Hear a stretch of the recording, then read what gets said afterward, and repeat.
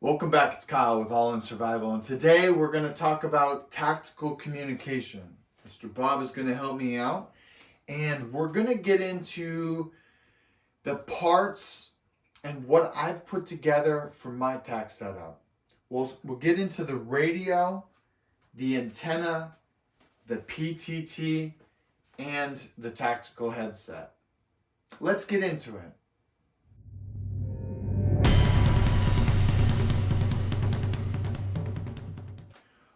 All right, welcome back. So I want to start this video off by saying that this is my weak point. This is something that I have done a lot of research in and tried really hard to bring myself up to speed. Especially getting out of the service and not just being handed a radio set and having a comm person continually come and get everything set for you.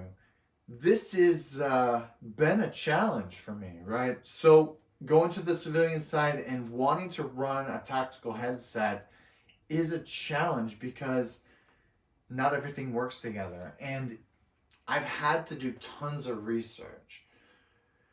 There are several good videos on YouTube, and there's a YouTuber called Call Me Colt, and I will put the link to this video that I'm going to talk about in my description because he has given everyone his wealth of information in a decent format, and I have chosen to stop experimenting with this and that and go straight to what he said has been a long journey for him. I will pull all of this stuff out and we will talk about it one by one. All right, first thing we're going to do is we're going to talk about the radio. I'm going to go ahead and disconnect all this up and we'll pull it out. Now I have put the screen on the inside to protect it. Also, it gives you the ability. But when I first started buying Baofangs, I got the easiest one and the most common one, and that's the UV9R. And it had the Kenwood 2-prong. And that system was incredibly horrible. As soon as you would put it in and start moving around at all, it would basically start to short out. It would either you could transmit and nothing was happening from your mic, or you couldn't hear anything in your actual headset. It was terrible. So, okay, here's an example of the Kenwood 2-prong, and this was the programming cord for the dozen or so UV5Rs that I have. And I wanted to show you that once you put this in and put it in your gear and it starts to move around, you lose connection pretty quickly. And it's why in a tactical environment, it's not going to be as good as the Motorola 3 pins or 6 pins. So I just wanted to show that these are out there and I still have tons of them, and I'm sure we'll end up using them, but probably around the homestead and nowhere else. Utilizing the advice, this is the UV9R, and it comes with the Motorola pin system. I'll show, this is the pin system, and this is to go ahead and program the radio. But basically, this hooks in and it's a much more stable platform. The radio, this is a new radio, and I have not gotten out and run it, but I have several others like this. The radio is relatively easy to program using the chirp format, and the batteries are pretty cheap. I think this radio, I got a set of 2 and it was like $55, $60. they're really relatively easy to buy, and that's why I chose them, because I could buy 5 or 6, throw them in Mylar bags and put them in the safe, and if something happened, I always had a backup, right? It's obviously dual band, so you don't have to always be running on a ham radio setting, but you could in an emergency situation.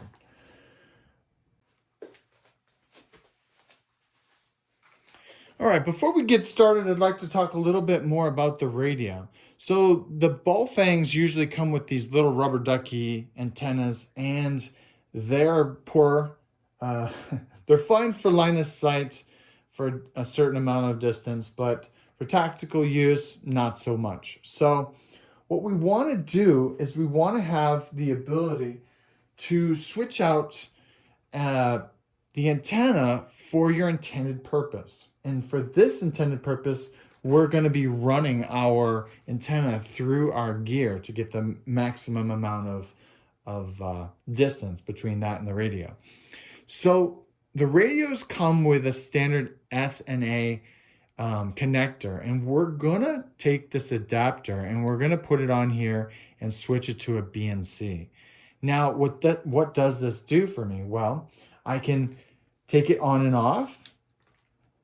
I could switch it to a different style, depending on the situation.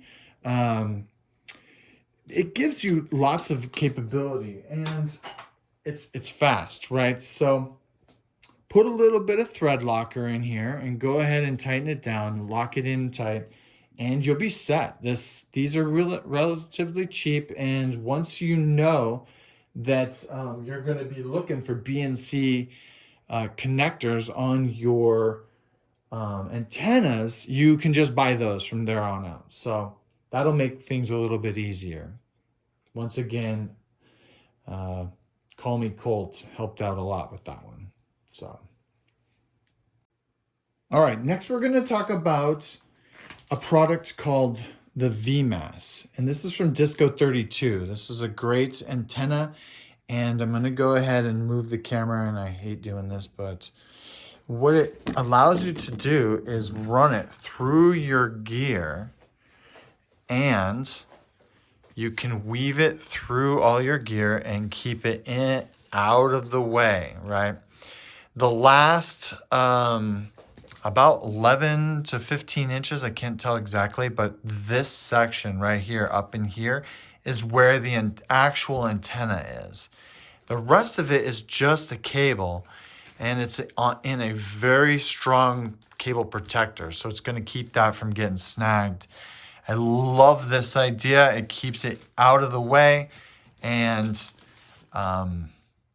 yeah, anybody who spent any time in tack gear knows that all of this stuff gets hooked and caught on things, right? The more stuff you have hanging from your gear, the more it's going to get tangled up, right? I will put the link in the description. It's in a BNC male, and it just goes ahead and clips in. Now, it's about $65. I wouldn't say that's cheap. But if you're running your radio here, if you've got any kind of a decent, let me just show you. So for years, we had these fold-ups. Get this out of here. All right, for years we would have, let's say we would have this on our radio, right? We can just stick this in here as a demonstration, and we would try and run this and hook it to our gear, whatever. It sucks. It's out there. You're trying to get the best amount of connection you can with headquarters. It's pain. Anyways, to keep all that out of the way is such a huge bonus. I can't even express that. So great product, Disco 32. They also sell PTTs and the adapters and a lot of different of this stuff. It's pretty great. All right, last but not least, these are the OTTO NoizeBarrier Tacs. And to be perfectly honest, these aren't cheap. I had a pair of used swords before, and I think they were the Liberators, and they were beat to crap.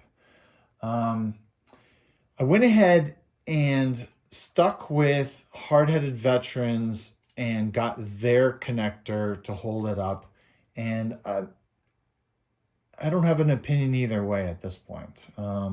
They seem okay. I've only wore the setup twice and only once to do radio checks and move it around, and it seems just fine. But this piece of technology, I think, exceeds the Peltors in their hearing protection and having a 360 awareness of what's going on around you. So when we're wearing headsets, there's a couple of things you have to be thinking about. How good is the quality of the mic? Can you whisper into the mic and still hear everything nice and crisp? Can you still hear your environment, right? One of the big reasons why so many veterans these days have terrible hearing is they would give us this hearing protection that you couldn't hear anything, right? And can you imagine being deaf while in a combat zone? Nobody would wear them because you couldn't hear anything. Now, yes, if you had to fire your firearm, it would protect you. But if you can't hear them sneaking up behind you or flanking you from one side or the other, you're already dead. So most of the guys who were not operators, who did not have access to headsets, did not wear hearing protection. And the Army would constantly be yelling at us down the chain of command, make sure your guys wear their hearing protection. If they don't wear their hearing protection, they're not going to get any VA disability for their hearing loss. But if they're dead, who really cares about their VA, percentage? But that being said, I went ahead and bought these OTTOs. They're not cheap.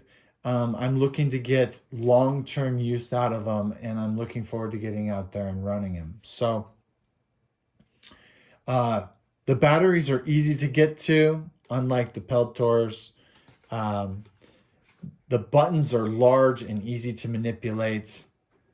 The hearing, man, it is amazing that you can hear things in the house. Like, you've got these on and you can completely hear, let's say, the dog moving around in the back room. It's amazing what they've done with their hearing advancement. The whole kit together works as one single unit, and that is the hardest part of putting a kit like this together, right? You might find one piece of kit that works great, but being able to find the right PTT that will work with this headset. Then with the PTT, making sure that it will connect into your radio. And those are the challenges of doing all of this stuff on the civilian side. All right, let's back all of this out. Okay, so we're back, and I want to thank you for listening to me on this. Once again, I'm not an expert at this. I have taken the advice of several people that I know have put the work in and the time in, and this system works. I've set it up. I've programmed the radio. I'm terrible at that, by the way. They say it should be done in 15 minutes. It took me about 6 hours. So practice utilizing the setup procedures in the chirp programs. It's crazy. But we're not going to get into that. The headset, the PTT, the radio, and the antenna work together as one single unit. If there's any failures in any one of those setups, you're not going to be able to talk and communicate with other people. Now, I can easily take this setup off, throw some earplugs in, and run solo. There's no big deal. But it's great to have the kit and be able to elevate your kit all the way up to what you see. You can always step it down. You can have the radio. If you're not in a situation where you need to be quiet, you can have the radio just on, or using the actual the speaker from the radio. I wouldn't totally suggest that because any information coming in is exposed to everybody who could be listening, but it's there. I'll always keep extra different types of communication gear in here so I can step this up and down as I will. So, thank you for listening. This concludes the Tac gear. And please, if you have any questions, and hopefully I can answer them when it comes to the comms gear, go ahead and hit me in the comment section. I will answer anything that you have. As always, stay safe out there.